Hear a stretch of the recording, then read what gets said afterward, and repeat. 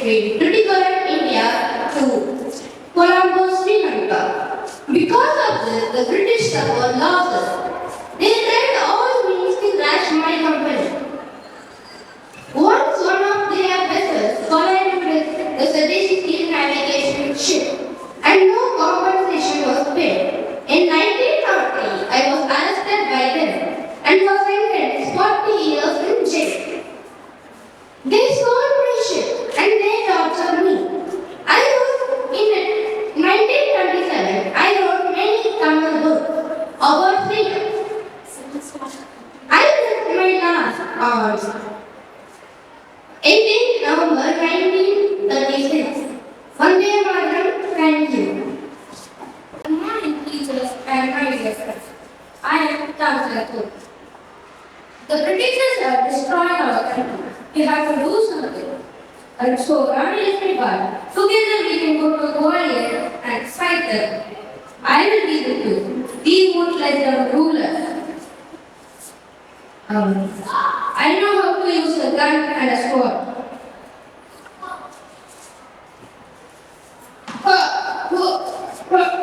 Leave India. You are not welcome here. Leave India. Oh, Rani, you have sacrificed yourself for our nation. You have sacrificed yourself for our nation. Now I will continue the fight. I will kill them all. Come on, warriors, come on, we have to fight them. Now we will do the guerrilla warfare. Now we will do the guerrilla warfare. They can't catch us. We need to control them. We have to kill them. I will teach you my guerrilla tactics. Like this. Okay?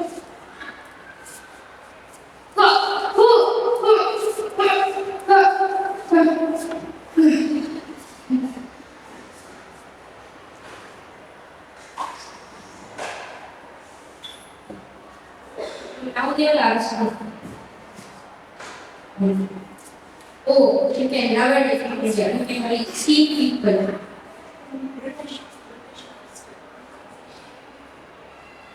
Oh, you can never defeat India. You can only cheat people. You don't dare come face to face.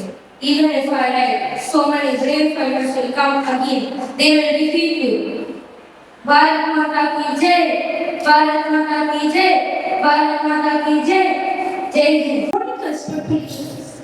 Today we, Kuwait was about to talk about my life. I was an Indian revolutionary from Bengal presidency for post-British in India. I was born on 3rd December 1895 to a Bengal Christian family in the small village of Mohamedi. My father was Sri boss and my mother was Sri Devi. I was the fourth son of 3 daughters. My mother died when I was 6 years old and my father died a year later. Then my elder sister, Aniruddha, took me to her house at Mahabharata village and she, along with her husband, admitted me to Carlos 100 High School. I became a volunteer at the age of 15 and was arrested for distributing pamphlets against the British rule. At the age of 16, I became a volunteer for keeping bombs near police stations and targeted government officials. We, along with my dear friend Professor Chakri, attempted to kill a British ship, managed downwards Kingsford. We attempted to kill him by throwing bombs at the carriage, but Kingsford was however seated in a different carriage, and the throwing of the bombs resulted in the death of 2 British women. Professor Chakri shot himself before the arrest, and I was fined for the murder of 2 women. The judge sentenced me to death by execution, by hanging. And then the execution took place on 11th of August 1908, making me the youngest martyr of India. I was 18 years old during the execution. My last words were, I was naughty during my childhood, but when I entered Mangaf Quality School, it changed everything. Changed.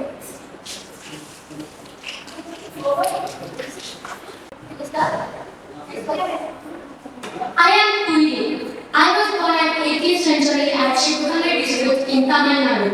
I was an army commander for Queen Mary Nachar who participated in campaigns against East India Company in 18th century. I was the first suicide bomber and first woman martyr in Indian history. While attacking the fort of East India Company, my battalion of 4,000 women were fired by the British cannons. I applied ghee and oil on my body and set myself ablaze and jumped into the fort of East India Company, thus securing victory for Queen Mary Nachar. Thank you. I now stand as a representative. I stand for no community or party. I stand as a representative for women. I've been interested in politics for several years now. As for what work I should do in the council, I should try my very best to tackle problems that are intimately connected with women or children. And I am very confident that with time and study, I will be able to handle their questions as well. Remember, when you work against me, you work against all womankind. You work against your sisters, your mothers, and your daughters. Women in India has always stood for strength and weakness. She is the divine Shakti. Whether that is a real sentiment or a lively faith will be proved by the election. These are the lines quoted by Kamala Devi Chattopadhyay. Thank you. The National Socialist Conference in Southern Germany and holds its flag. Behold, the flag of independence was made with the blood of Indians who sacrificed their lives. In honor in the name of this flag, I appeal all the lovers of freedom to support us through the struggle. Vande Mataram, Vande Mataram, Vande Mataram. Thank you. Namaste. I am Jikaji Kama, also known as Madam Kama. I was born on September 24, 1861. I was a prominent person in the Indian independence movement, so I was also known as the mother of Indian Revolution. I was the first person to hoist the Indian flag in the foreign land. I served as a private secretary to Radhabai Naoroji.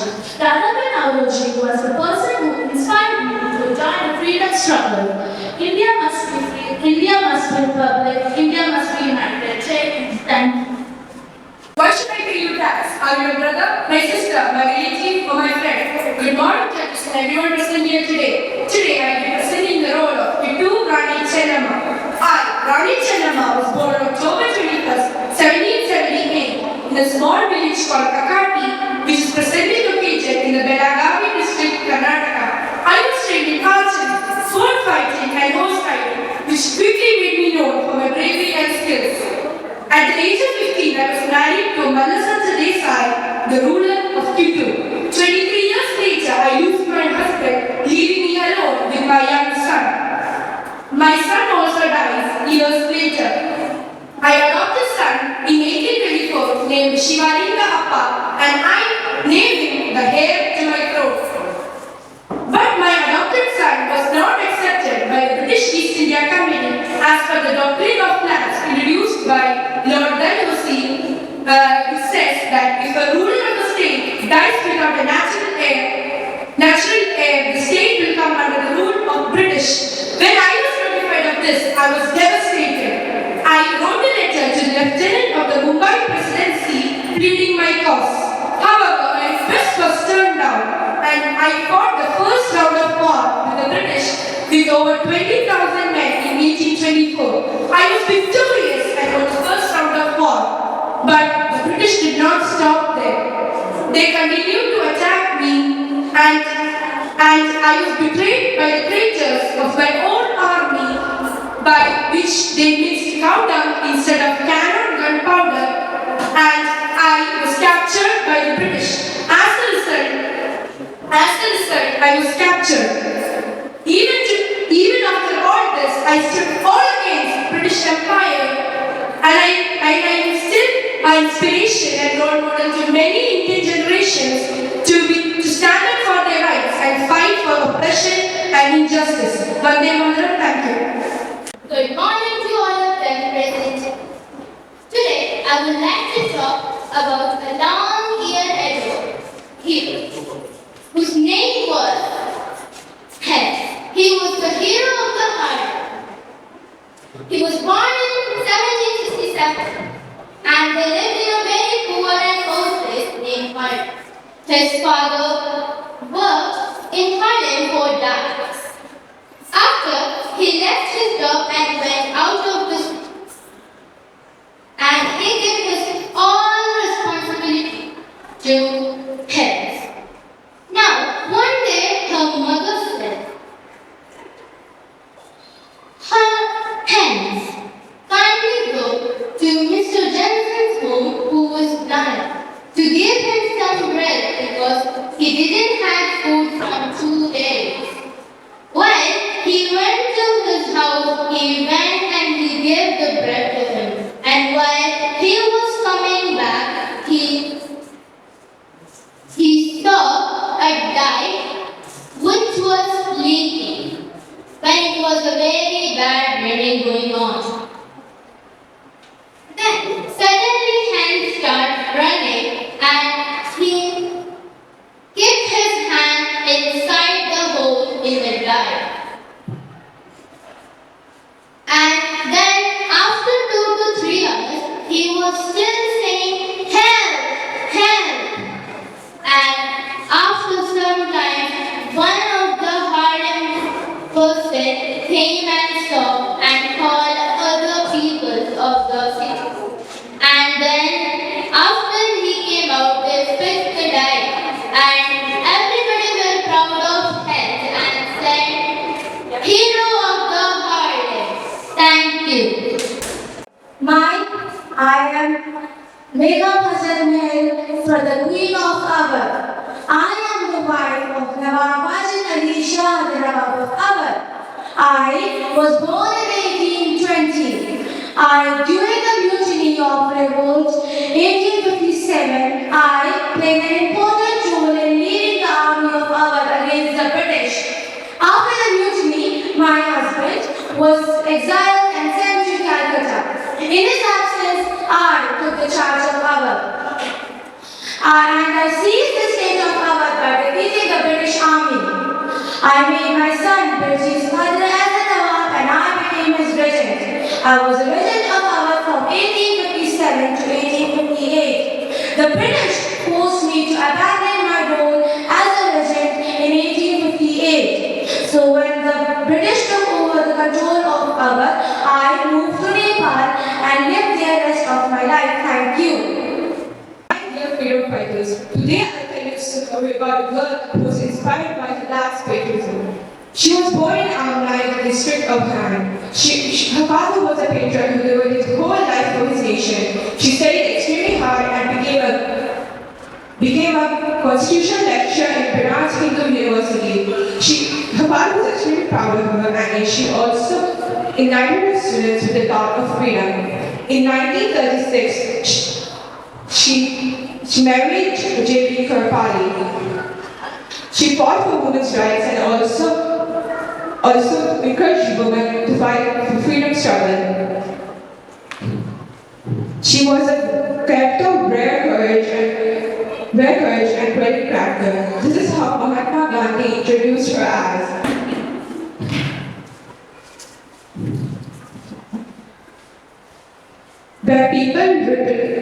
Where the leaders select her as a representative of people. Now this girl is talking to you all. Yes, I was talking about myself. Now, as the first Chief Minister of Uttar Pradesh, I will take an oath. I will support my country. I will not let anyone question our equality. I will support all women. We should love, support, and love our country. Jai Hind. Now start. Good morning. I am Begum Hazrat Mother, the Rani of Awadh. I was one of the first female freedom fighters of India, along with Rani Lakshmi of Jhansi.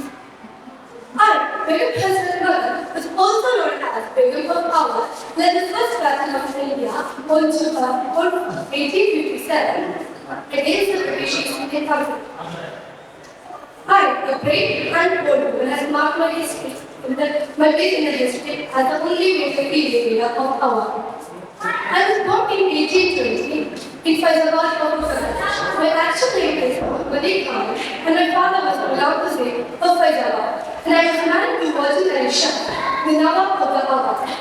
As a second, after being accepted as the mistress of the people, I was promoted and given a certificate pay.